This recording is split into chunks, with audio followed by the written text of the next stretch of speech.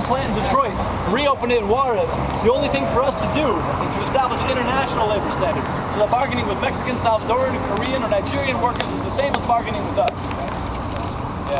We need to insist that immigrants aren't blamed for our nation's economic woes. Immigrants don't run Wall Street. It wasn't Mexican day laborers that gambled with our debts and savings, causing a financial collapse that has affected the entire world economy. And the people who doled out the hundreds of billions for the bailout for these failed companies didn't swim across the Rio Grande to get into the ivory towers to pass these laws. The borders between nations only serve to keep working people divided. The attack on immigrants in Arizona is only part of a bigger attack on all workers. We've got some very expensive wars going on and a budget crisis in every state. And if you don't believe me, go try to get a job and tell me they don't have a hiring freeze where you're going.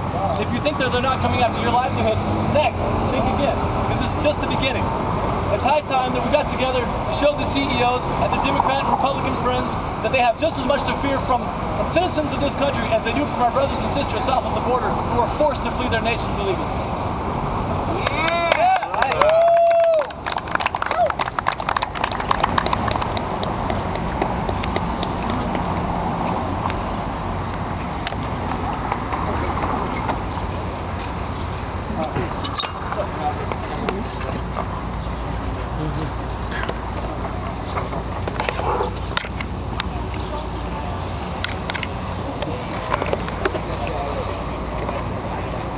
Sorry, how you doing? Doing all right, hi. What brings you out today? I'm ELI Gemini with the ELI Gemini Show. How are you doing? I'm doing very well, thanks. Tell me about the ELI Gemini Show. Well, I am an investigative broadcast journalist, an independent investigative broadcast journalist. I also ran for city council this past May, last year, and I'm running again next May. Okay. But I'm more interested about you and what I saw the signs and all. What's going on? Tell us about what's going on today. Well, basically, this is an event organized by the International Socialist Organization. We have a chapter here in Denton, Texas. Basically, it's part of a national day of action against SB 1070 in Arizona. Right on. Which, of course, is the immigration law that's allowing law enforcement officials to basically legally racially profile undocumented workers, whatever. So and then sending them back across the border. So basically, this event organized in coordination with events around the country in opposition to that bill, and also furthermore to make sure that it doesn't happen here in Texas or in other states around the world. I think it stands to mention that there are also like boycotts going around across the country in terms of like sports venues, entertainment, businesses, etc., that are boycotting Arizona in response to what is fundamentally a racist law.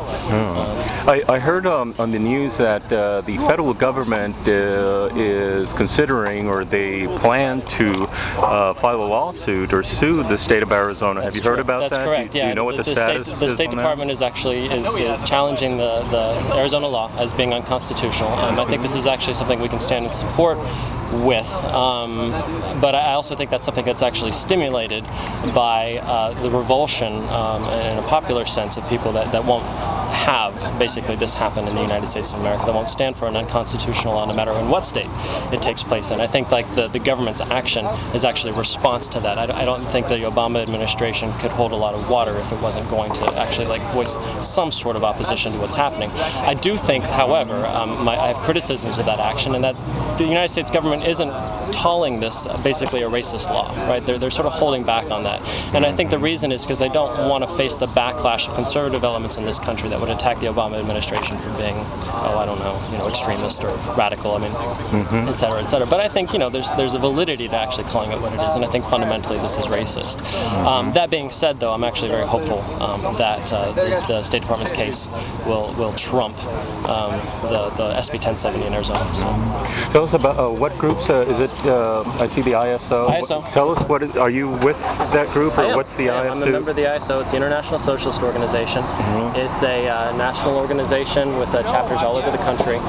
Basically stands for workers' rights, in this case in support of undocumented workers who are carrying on their lives here in this country.